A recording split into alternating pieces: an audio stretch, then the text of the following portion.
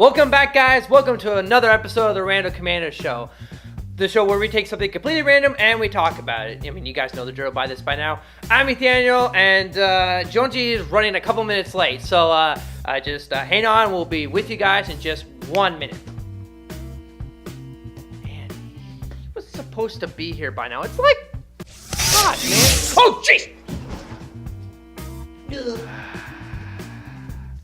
I said 1 o'clock. Jeez. Oh, sorry. Yeah, I was testing out my time machine, actually. Oh. And I found out what I was going to have for lunch. Oh, well, what did you have? Did you have a good lunch then? I haven't had it yet. Oh. Or I have had it. Mm-hmm. And, well, I haven't had it yet, but I'm going to have, See, that's one of the time travel. Yeah, time travel. It's one of the most confusing things to ever talk about. I mean, you have to do it right, at least in my eyes. Where are some movies that I guess have done it?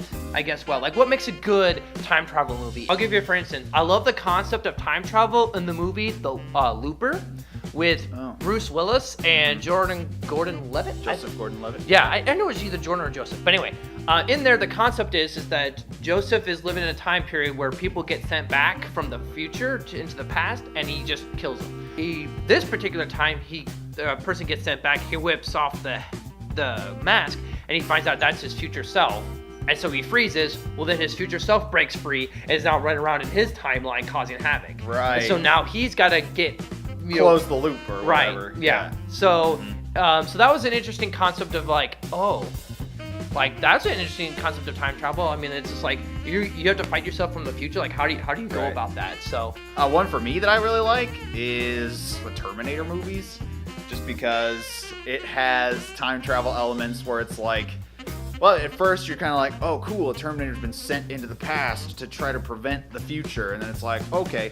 So then you get into Terminator 2, where it's like the Terminator gets sent into the past to stop the other Terminator that's coming to try to kill the son that's trying to be this. And it's kind of like, what? Yeah. So yeah, I don't know. It's kind of cool. I love time travel, but it can get messy real quick. Mm-hmm. Yeah, and like another thing it's got to be like somewhat.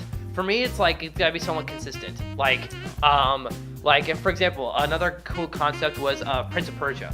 I loved the time travel in that movie because he can only go back rather than be like, oh, I can go back like 2 years. He can only go back. I think it was like 5 or 10 seconds. 5 or 10 seconds. But what I liked about that one was was how it was like how you could see him time traveling, and it was like my favorite part is they're sleeping out at night and they get attacked by a bunch of snakes, and literally he hits the button on the dagger because it's the dagger that controls the time travel, and he literally hits the button on the dagger right as the snake is right as it's about to clomp down on his face, and you're just like, woo, that was close. And so then he goes back in time and he beats everybody, and but the thing is nobody knows he time traveled other than the guy that did it. So that for me is like everyone's sitting there, man, how do you figure that out? And you're like, well, he traveled in time and it was pretty cool. Right, yeah. So another movie that does that real well with kind of precognition kind of a thing is Edge of Tomorrow, that Live, Die, Repeat movie or whatever. I love that movie. It's so great because it's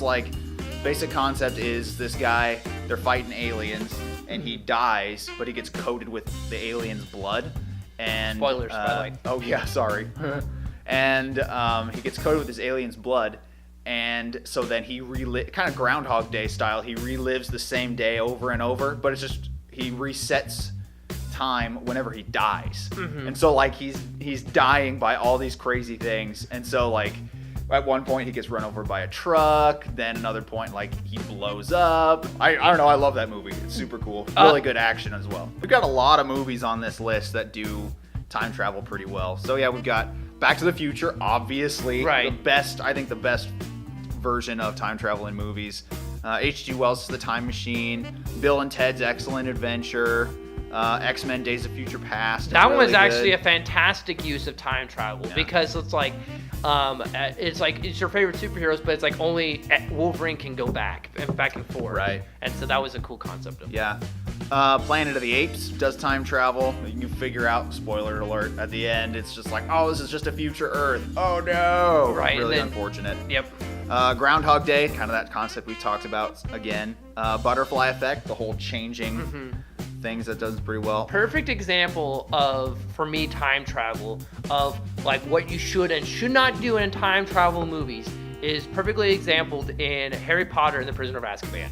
Because Hermione's got a time traveler, and she's like, and like in the book, she specifically goes more into detail, but like in the movies, it's kind of like assumed that like, hey, you can't let your past self see your future self because otherwise you think you've gone crazy.